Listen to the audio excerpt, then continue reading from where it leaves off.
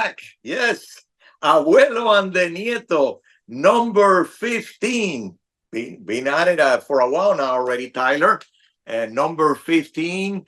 And this podcast is sponsored by, of course, Ropa Vieja, Vaca Frita, and apple pie. Vaca Frita is the favorite of Tyler, his favorite dish. And this was just a rehearsal. Hopefully, we will get sponsors pretty soon. So I wanted to do a rehearsal of our sponsorships. Tyler, number 15, we always associate our podcast with numbers. But before that, I would like to remind you of what we have to offer. We'll be focusing on the Dolphins. They have a game coming up against Houston. The running game hasn't been working very well. We're going to look into that. Also, the Canes, they have their ball game already. Iowa State will be their rival. We'll be looking at that game a little bit. And also, who is going to be available, who will be playing in that game, my opinion, who will be available for that particular ball game. We have Cam Ward going for the Heisman this weekend. We can talk about that a little bit also. And the Miami Heat, the situation with Jimmy Butler, the rumors of him being on the trading block, whether that's going to happen or not, whether it's the right decision or not. Of course, Miami sports trivia, fantasy football, and great Miami players, the sport legends of Miami. That's some of the stuff that we'll be talking about in our podcast. We also say each podcast with a number. This is number 15. And a great number 15, Tyler, Mr. Earl Morrall. You remember him? No, you don't remember him. The guy, he was an old man when he started with the Dolphins. And the Dolphins would have been happy to have an Earl Morrall this year. Definitely, with the problems that they had after Tua got hurt. He's probably one of the best, or maybe the best backup quarterbacks in the history of the NFL. 21 seasons. He played quite a few years with Don Chula, with the Baltimore Colts. Then came to the Dolphins. Played with the Dolphins until 1976, and at the age of 42, that's when he retired. He won 3 Super Bowls, one with Baltimore, 2 with the Dolphins, of course, a 72 team, also the 1973 team, and led the Dolphins to 11 straight wins. That was in 1972 when Bud Greasy got hurt. Definitely one of the great ones, Earl Morrall. You have another number 15. Yes, actually not a player, former player, but a Miami legend as a coach, Jack McKeon, Marlins 2003 World Series coach, came back almost a decade later in 2011 to help out the team as an interim manager. And, that '03 World Series team, obviously a very special team. And, it's not very often that you remember a manager, but it was very it was odd that a team rallied around a man that was already in his 70s by the time. Now he's still kicking at 94 years old, but very very impressive and definitely a part of local sports history. Hasn't been much for the Marlins since then, so you can argue he might be one of the best coaches in Marlins history as well, Jack McKeon. The Dolphins, great win, overtime over the Jets. A tremendous performance again by Tua Tagovailoa, playing at a high level since he came back from the concussion. And they have Houston coming up. Basically, have to win every game if they're going to have a possibility at the playoffs. So this might be the toughest game that they have in the rest of the season. Houston, a very good defense, tremendous young quarterback. So that is going to be a test this Sunday. But a lot of the question, Tyler, around the Dolphins lately has been around the running game. It has not really been very effective. The last 5 games, an average of 59 yards per game, had about 44 yards against the Jets. And what's going on? I think that it's a combination of things.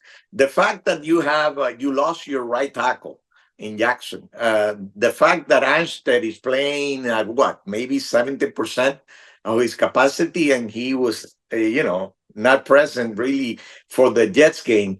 It gives you an idea of, what's happening with the running game. Having those 2 guys, one at maybe 70% and the other guy out, I think that's been a major factor. Also, they're not really a strong rushing attack. They're more of a technique, type of a running game. Very good, running outside with Achan. Achan is not a very big guy. He's not going to be able to run inside very consistently. They're not very good at running inside, also.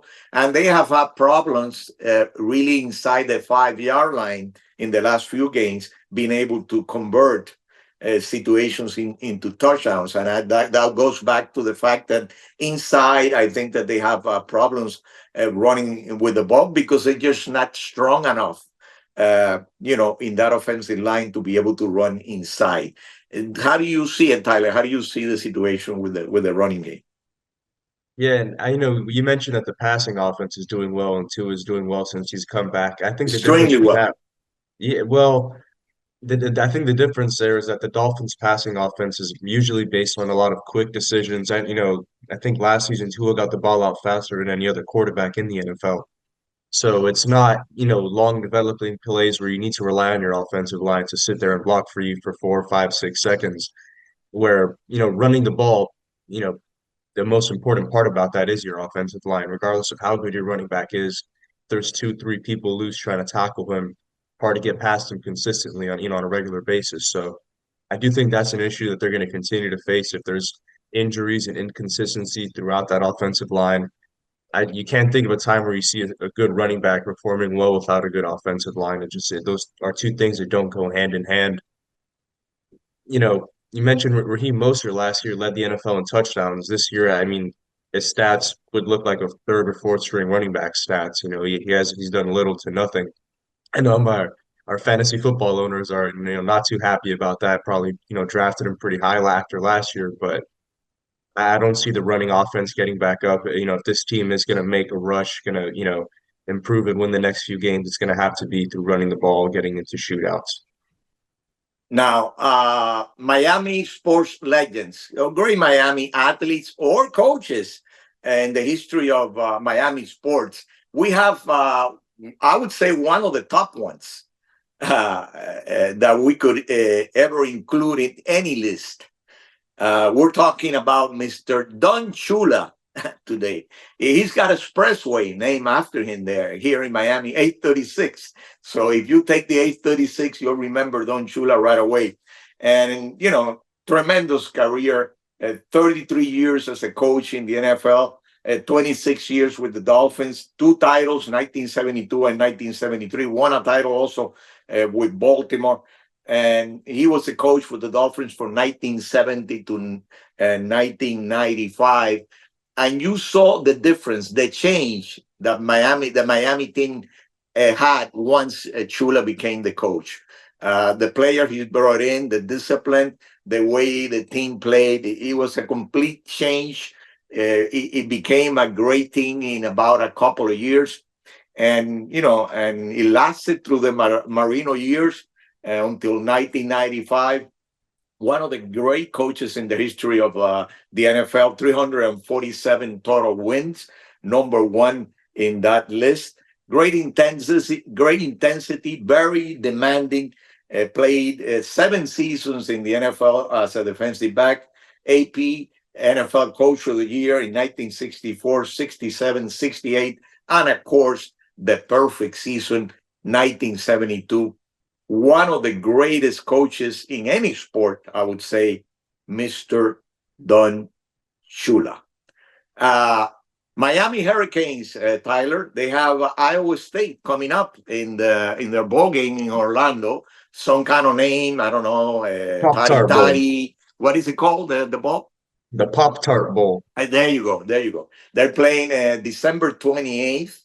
As just an idea of the game, you're going to see the great offense of Miami, the number one scoring offense in college football, number one passing offense in college football. Cam Ward, the Heisman, this coming weekend. Hunter looks to be the favorite, the guy from Colorado, the receiver and cornerback. People are talking whether he'll play both ways in the NFL. I don't know. It's tough, but if somebody can do it, maybe he can do it. But Ward, You look for him to put big numbers against Iowa State, but they have some problems stopping the run. Three losses, and in two of those losses, they have allowed more than 200 yards rushing. One of them against Arizona State in the Big 12 title game. They allowed over 40 points in that game.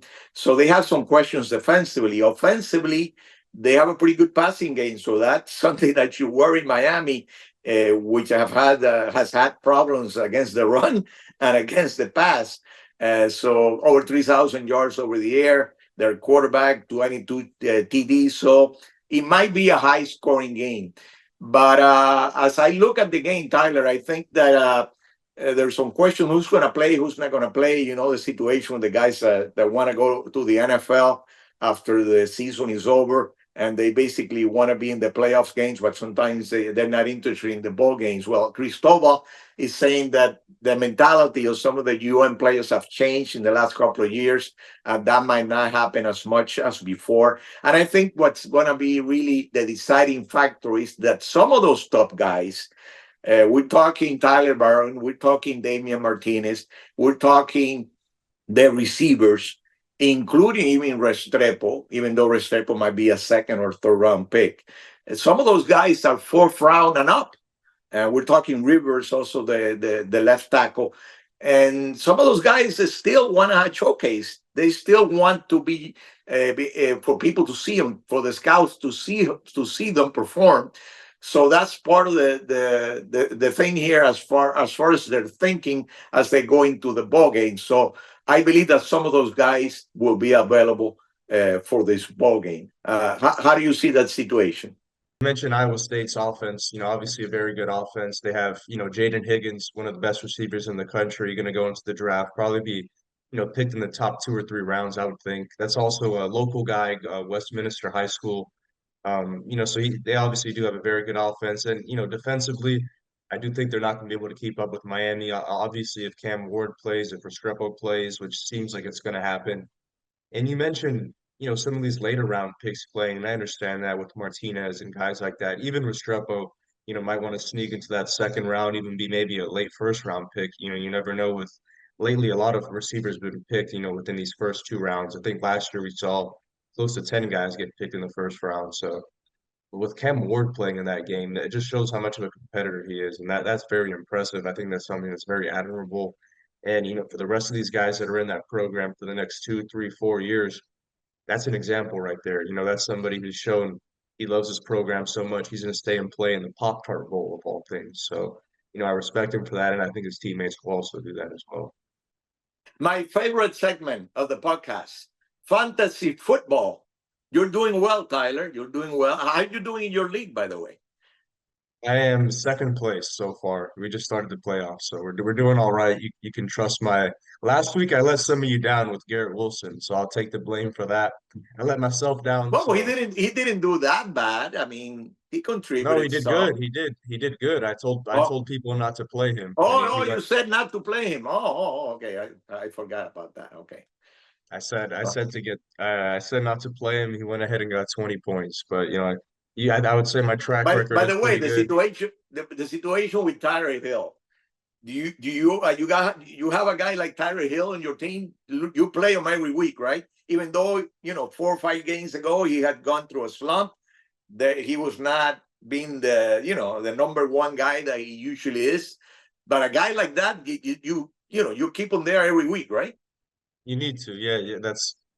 I mean, if you can argue that someone is the best at their position in the NFL, you need to play them no matter what because they have the potential to put up these 30, 40 point games, and that'll win you a game right there just single-handedly. So you got to start Tyreek Hill no matter what until, maybe a couple of years go by. But at least for the rest of this year, you got to give him the benefit of the doubt.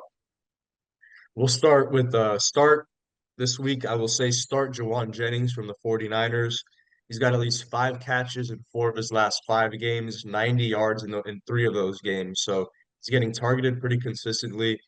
The rest of that 49ers offense is inconsistent. You look at, Ayuk obviously had the injury. Debo Samuel's out there complaining about not getting targets. He's not getting the ball very much at all. So, there's a lot of issues within that offense, but Jawan Jennings, and we've also seen it in the playoffs in previous years. They can lean on him, Purdy trusts him, so he's getting fed a decent amount. And sit, I'll say Jaden Reed from the Packers, another wide receiver. Just 2 weeks ago, he caught two touchdowns, and he'll have some of these games where he'll kind of blow up. Usually, not a lot of targets, not a lot of yards, but he'll find the end zone somehow. Last game only had one target, no catches at all, so I wouldn't start in this game. They're going against the Seahawks, have one of the best pass defenses in the NFL, so a lot of people out there on that defense, whether it's corners or safeties, that will give him problems. So I wouldn't have him in my lineup this week. Juan Soto, he's counting the money right now, Tyler. $765 million on a 15-year contract, the largest contract in the history of basically sports. And we're talking when Alex Rodriguez was getting $250 million for 10 years from the Yankees, people were saying, wow, this is unbelievable. What kind of money is he getting? Well, this guy is getting a lot more. And the Yankees offer $760 million for 16 years. And some people will say, wait, why would you say no to the Yankees after being with that team the last couple of years? And that is basically the question. Why did he choose the Mets instead of the Yankees, rivals in the same city? I think there is, a combination of things. There is some rumors about him having some problems with the security with the Yankees. The situation that he asked for a suit at the stadium, and he was basically told, "Hey, listen, you cannot get it. We have a lot of stars here, and we're not gonna give you, something like that for free when people are paying for it. And they're paying full price for it. So you have to see the situation there with the organization. What kind of relationship they had. Maybe it wasn't the best relationship. That has a lot to do with it. Also, the pressure that you get even from the union. A lot of people do not realize that in baseball the union wants the players to get the most money. Whoever offers the most money, that is what you're supposed to sign for. And then you have the pressure from your agent. Also, your agent wants to also maybe get the best contract. And his agent is known for getting, the best contracts for his players throughout his history. So that has a lot to do with it. Also, you have to realize the Yankees, you count on them winning the World Series every year. That is the pressure that you face with the Yankees. That's not quite the same pressure that you're going to have with the New York Mets. So I think that's part of maybe the decision making of Juan Soto. Tremendous hitter.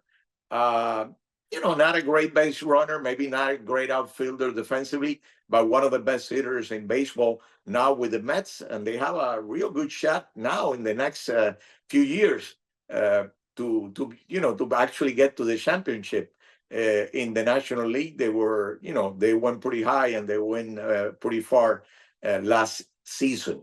The Jimmy Butler situation, Tyler. How do you see the situation? He's been rumored at this time. His agent is saying that is not the case, but there is a report from ESPN, one of the top basketball experts, saying that they're considering a trade, the Heat, and the Mr. Jimmy Butler. He has a particular interest in Dallas, Houston, Phoenix, and also Golden State. Do you think that's a move that it could be made? Is something that the Heat would actually do at this time? I have my opinion, but I would like to hear yours. Well, especially in response to the Phoenix, being labeled as a destination, his agent went on Twitter and just completely denied it. It was Shams from ESPN who's now took over as their lead insider. And yeah, his agent just completely denied it, kind of seemed to be pretty insulted at the fact that that was even suggested. So either his agent's completely lying or it doesn't seem like, you know, not any of these destinations, there's any real merit to these rumors at all. So I don't seem to believe it until There, because usually at this point, things are so transparent that these agents will go public and say that their player is looking for a trade. So until I hear that, I'm not going to be convinced that he's wanting to go anywhere except, stay here in Miami. I would not be surprised if he's traded, Tyler. I think that the situation I spoke about this before in our podcast. I think the situation is that he wants a multi-year contract, and he's 35, going on 36, and he's had injury problems. So Miami's looking at that situation. That's why we had the statements from Riley after the season that were not very positive regarding Butler when you think about it. So I think that the Heat would consider part of what you start losing. Those might be the games, maybe not. Who knows? You're very young, but now, I think that is something that is going to be considered. So another one, number 13, and let's see what happens. Did well. Also, it all depends on how is Butler performing. Dan Marino has no problem with the number. How much is he helping the team? That's also is going to be taken into consideration. Thank you for being with us. They can check us out. And I believe that if they get the right offer, Facebook, I think that he will be traded Facebook, because TikTok, of the fact that maybe Instagram. they don't Appreciate see everybody the that's Heat been doesn't listening see again. TikTok is him doing having a well, future Facebook's here doing because well, of the so fact that he appreciate wants everybody. a multi-year All right, contract. thank you. And Happy the only Thanksgiving way this that I week. think they will consider And giving him we'll a see you multi-year next week contract with is number that they go 14. really deep into the playoffs. Thank you. That will be the Hasta only luego. way that they will consider it. And Arrivederci. still, they will be hesitant because of the age factor. Because, of course, he's going to be, wanting to get at least $50 million per year on a 3-year contract. And he's asking for multi-years. That's $150 million. So I think that is going to be difficult for the Heat to do. So that's why I think that there is a great possibility that he might be traded, but I might be wrong. And of course, Butler is a very important player for this team. So if they make a move with him, they have to get back something of real value. That is going to be very important. Miami sports trivia, Tyler. And how about if I start with my question for you, since you're the star here, and I make I forget all kinds of stuff. I'm getting old, so I forget names, I forget years. I have a very good shot of getting your questions wrong, unless you give me multiple choice. If you give me multiple choice, I'm gonna have a better shot. But you're not gonna give me multiple choice, not even true or false. So who is the leader in blocks in the history of the Miami Heat? It's an easy one. I gave you an easy one. The obvious answer. Who is the leader? I have number 2 and number 3 here also, but I just want the number 1 guy in blocks for the Miami Heat. Tapones, tapones.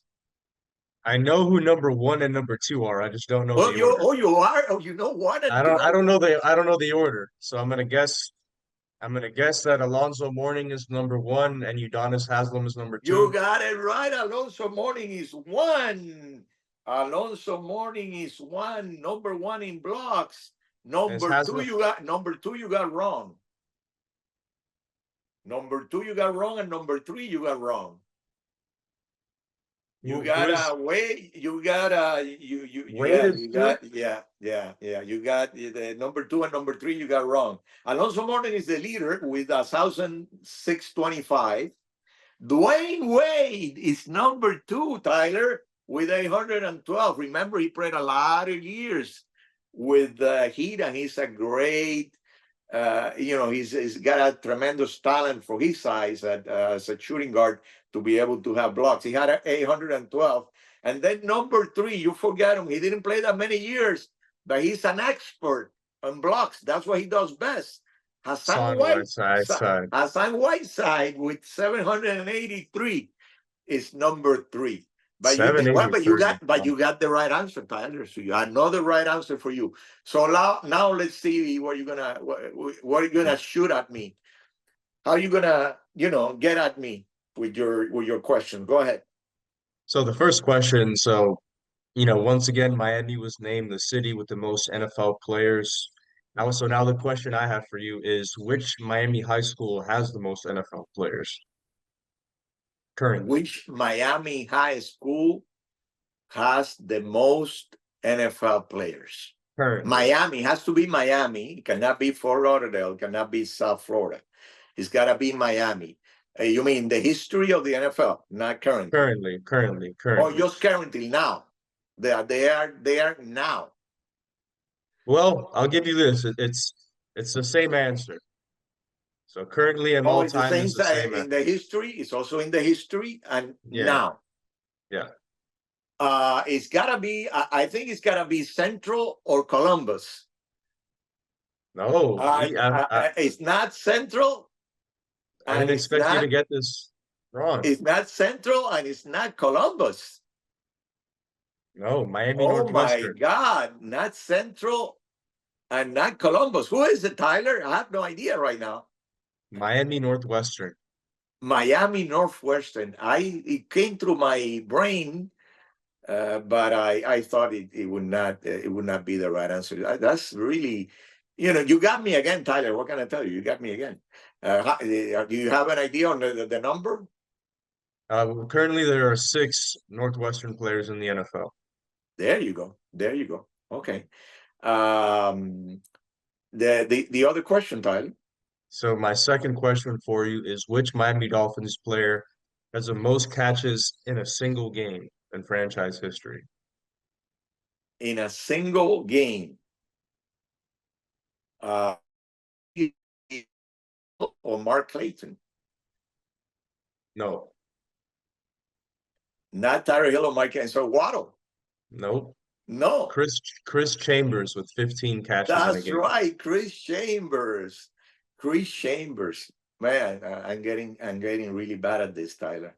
You're gonna have to start doing multiple choices on me, and you're probably gonna get me with the multiple choices also. Well, we finished number 15. Hope you enjoyed it. Where can they listen to us? Where can they actually watch your podcast, Tyler? Right now we're on YouTube, Facebook, Instagram, TikTok, and that is it. That Appreciate is it. everybody who's been following us. Yeah. And we're doing pretty well. That's why we have, arroz con pollo and vaca frita already sponsoring us. And, we're in great shape, Tyler. That's why you see that great smile from Tyler, because he loves that vaca frita. I tell you, we'll see you again and, next week for number 16. Happy holidays again. Thank you, everyone. Hasta luego. Arrivederci.